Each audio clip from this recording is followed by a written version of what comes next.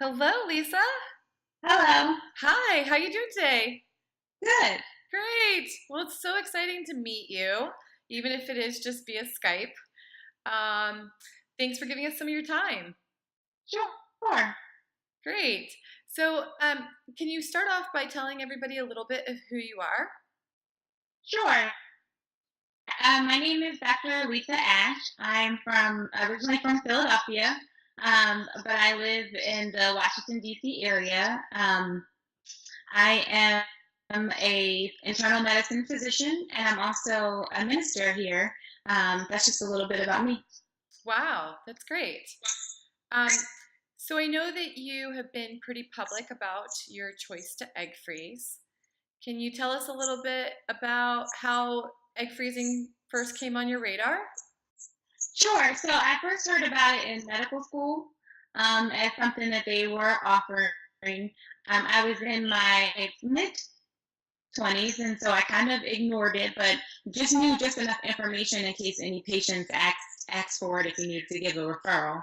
And as I got older, more recently, a lot of my friends have gone through IVF because they're a little bit older.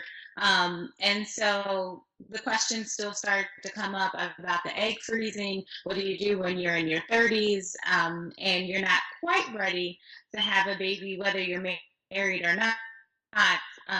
And so that's what made me just go ahead and say, this is the year that I'm going to do it. And how old are you? I'm 30. Yes. Mm-hmm. 36. Okay, great.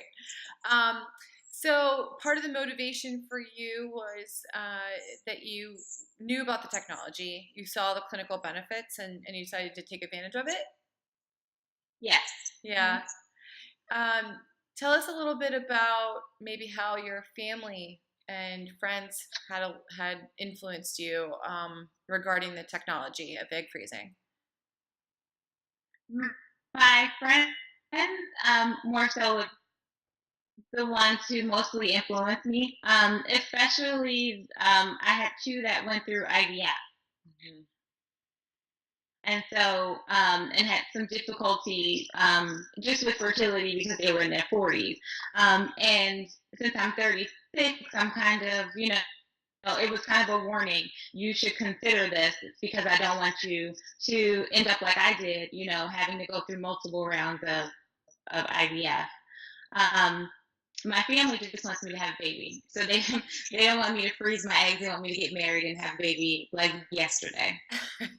My family too. I feel your struggle. um, Yeah.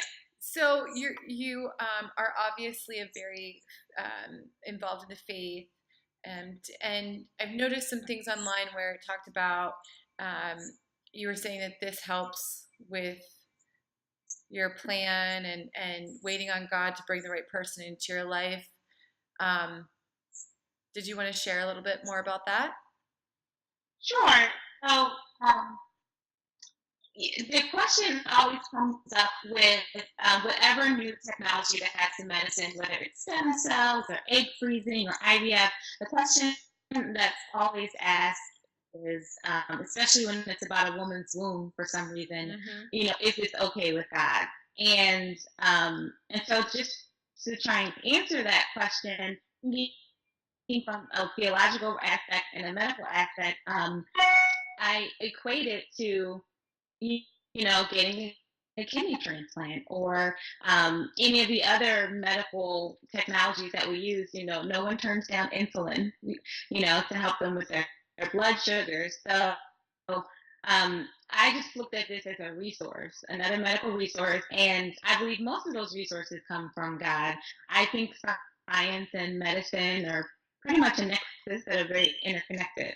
So when I say it helps me wait, I think it's just another resource because it helps me to say, I could get married at 42 and it's okay. I'm not in a rush. And now, I've helped preserve at least, my fertility some. So that's what I mean when I say it helps me wait. That's really great. I share your enthusiasm for the faith and think that especially you're in a tough position because you are in medicine, that you have to weigh those options back and forth and say medically, is this okay? I think it gives women options, and I think that you see that benefit too. So that's great. Right. So I've had the intro consultation and the blood work and the ultrasounds. I have not had the procedure yet. That's going to be September because it requires you to take birth control. Yeah. And birth control, which I have not been on, and as well as the hormonal shots. So my fertility specialist also wants me to lose 20 pounds as well, just to help with increasing the quality of the eggs. So I was okay until the ultrasounds. It was like a regular doctor's office until the testing started to begin.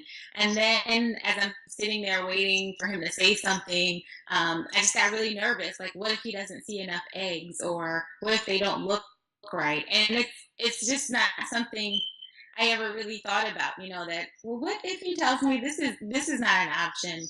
And I remember feeling that fear until he said, okay, it looks good. And then the sigh came out.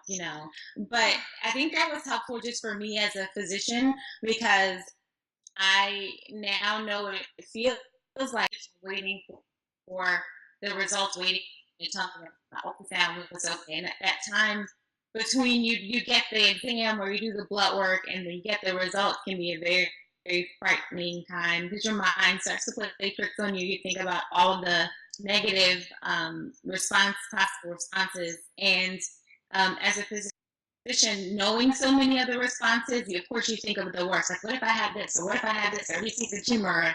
And you just kind of go through all of that. And it didn't, I mean, the ultrasound is like 5 minutes. So it's not like it's a hour or hours, and the gynecologist is the one who does it. But still, even in that 5 minutes, I'm kind of like, oh my God, is this gonna be okay? But I was happy when he said my eggs look good. Yeah. That's good news. That's really good news. Yeah, I felt, oh, I work in medicine too, just on the healthcare side, like sales, and I've known all the things that can happen, but until I became the patient myself and like looked at my genetics, and I was like, wow, I hope everything's okay too. I felt the exact same way. So, Right. that's it is an eye-opening experience to understand the struggle that the patient's going through and becoming the patient yourself. You feel like, wow, it's really kind of vulnerable. Right. It definitely adds an element of humility, and just empathy. You just kind of you makes you a better doctor. Absolutely. Absolutely. Well, we are cheering you on and excited for your round. If you ever need support or, feedback or someone to hold your hand during that emotional journey, you can always reach out to us here. And Right. we'll have to check back with you in September after the procedure's over. Yeah. Sounds great.